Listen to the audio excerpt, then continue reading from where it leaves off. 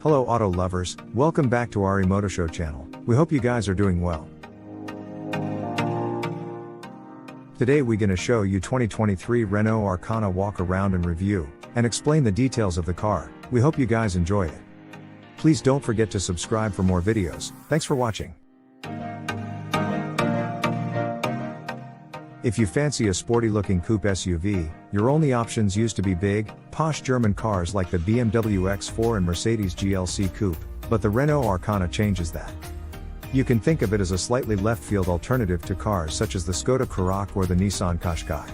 If those cars are a bowl of porridge for breakfast, the Arkana is more like a pain au chocolat. It may not be as sensible, but it's a more exciting option. The front end will be familiar to any Renault fans out there, thanks to the C-shaped LED running lights, and you get LED headlights as standard across the range. It's the side profile that really sets the Arkana apart, with a swoopy coupe-esque roofline lending it a sporty edge over alternatives. This may look cool, however, it doesn't do much for interior space. While those up front won't have any trouble getting comfortable, thanks to plenty of adjustment in the seats and steering wheel, the back seats aren't quite so accommodating. Headroom is pretty limited and there's not much in the way of legroom either. A Skoda Karoq is a better bet for carrying people on a regular basis. It may not be the most practical cabin, though at least it's well made. There are plenty of plush materials to be found, and everything feels well screwed together. The metallic feeling dials for the climate control are a particularly welcome addition. However, it doesn't have the design flair of a Peugeot 3008.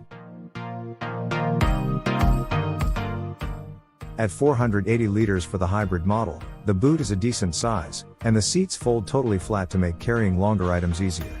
It's just a shame there are no clever features like a 12-volt socket or some hooks for your shopping bags. As for interior cubby spaces, you get an average glove box and some large door pockets, but that's pretty much it other than a pair of cup holders and a small cubby under the armrest. What the Arkana lacks in interior space, it more than makes up for in standard equipment. Even entry-level Evolution models get a 7.0-inch touchscreen with Apple CarPlay and Android Auto, rear parking sensors with a reversing camera, keyless entry and lane departure warning. Step up to the Techno model, and you get a better-looking 9.3-inch screen. Engine-wise, you have two choices. There's a 1.3-liter petrol mild hybrid or a 1.6-liter full hybrid. If you're after a diesel SUV, you're out of luck here. Take a look at the Citroën C5 Aircross instead.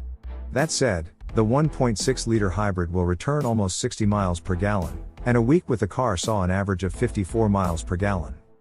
The Renault-arkana may not be the most practical SUV on the market, however, it's still worth considering if you're after a sporty-looking SUV with plenty of standard equipment and good fuel economy.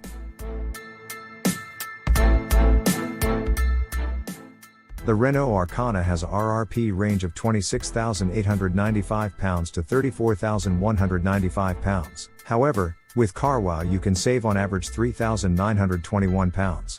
Prices start at £22,902 if paying cash. Monthly payments start at £273. The price of a used Renault-arkana on CarWow starts at £20,400. The Renault-arkana undercuts the Peugeot 3008 on price, however, it's slightly more expensive than the Skoda Karoq and Citroën C5X. You'll have to pay a premium if you want the E-Tech hybrid model as well, however, it is very well equipped for the money. All cars get 17-inch alloy wheels, cruise control, lane departure warning with lane keeping assist and a 7.0-inch touchscreen with Apple CarPlay and Android Auto. The mid-range Techno model represents the best value, thanks to the larger 9.3-inch screen, adaptive cruise control, blind spot monitoring and 18-inch alloy wheels. Driving in town is pretty stress-free in the Renault-arkana. It always starts in all-electric mode, meaning you can glide around in silence and it gets off the line at decent pace. Handy for pulling out at busy junctions. You may find the suspension to be on the firm side, and things can get a bit unsettled over broken surfaces. It's by no means uncomfortable, but something like a Kia Sportage is better at handling bumps in the road. You have a B mode for the gearbox in the hybrid model, which essentially means you hardly have to touch the brake pedal around town. The car will use regenerative braking when you lift off the accelerator to slow you down and put energy back into the battery.